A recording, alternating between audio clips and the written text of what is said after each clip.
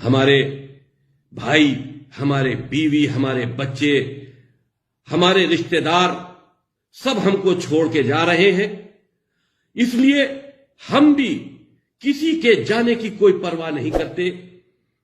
ہم خوش ہیں، ہم وصیت بھی کرتے ہیں کہ جب بھی ہمارا انتقال ہو جائے تو میرے پاس 4 میرے ایسے دوست ہیں، ہو سکتا ہے وہ ہمارے اس معاملے قرآن شریف کے معاملے سے ہم سے سہمت نہ ہوں، لیکن وہ ہمارے ذاتی دوست ہیں جو ہم کو قبرستان تک پہنچا سکتے ہیں۔ ہم اس لڑائی کو آخری دم تک لڑیں گے، اور جب تک لڑیں گے جب تک ہم زندہ ہیں۔